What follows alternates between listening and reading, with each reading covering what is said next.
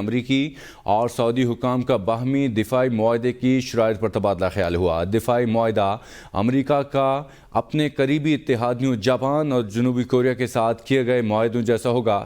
معاہدے کے تحت امریکہ اور سعودی عرب خطے میں یا سعودی سرزمین پر حملہ کی صورت میں فوجی مدد فراہم کرنے کا عہد کریں گے۔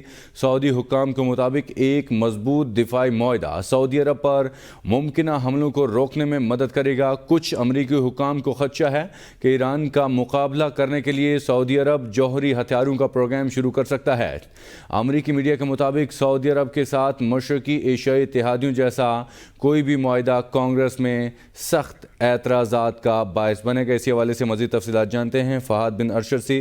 فہد، بتائیے گا کہ امریکہ اور سعودی حکام کا دفاعی معاہدے کی شرائط پر تبادلہ خیال ہوا، اس حوالے سے کیا کہیں گے؟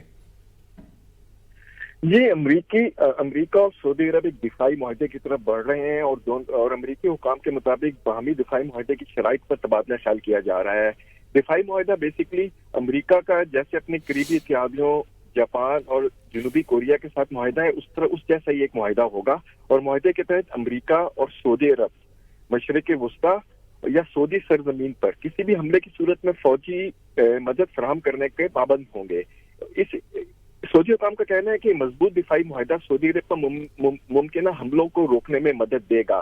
دوسری طرف امریکی حکام کا کہنا ہے کہ شہزادہ محمد بن سلمان بائیڈن انتظامیہ سے اپنے ملک کو سویلین جوہری پروگرام تیار کرنے میں مدد کرنے کا بھی کہہ رہے ہیں، لیکن کچھ امریکی حکام نے اس پہ خدشہ ظاہر کیا ہے کہ ایران کا بیسیکلی مقابلہ کرنے کے لیے سعودی عرب جو ہے جوہری ہتھیاروں کا پروگرام شروع کر سکتا ہے۔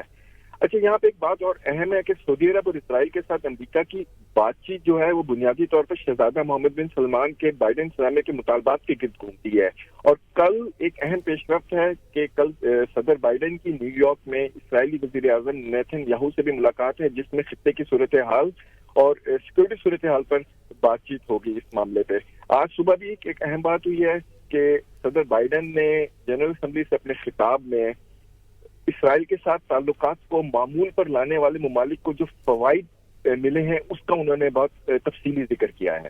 جی فہد بن ارشد، بہت شکریہ، تفصیلات سے آگاہ کر رہے تھے۔ امریکی اور سعودی حکام کا باہمی دفاعی معاہدے کی شرائط پر تبادلہ خیال ہوا۔ دفاعی معاہدہ امریکہ کا اپنے قریبی اتحادیوں جاپان اور جنوبی کوریا کے ساتھ کیے گئے معاہدوں جیسا ہوگا۔ معاہدے کے تحت امریکہ اور سعودی عرب خطے میں یا سعودی سرزمین پر حملہ کی صورت میں فوجی مدد فراہم کرنے کا عہد کریں گے۔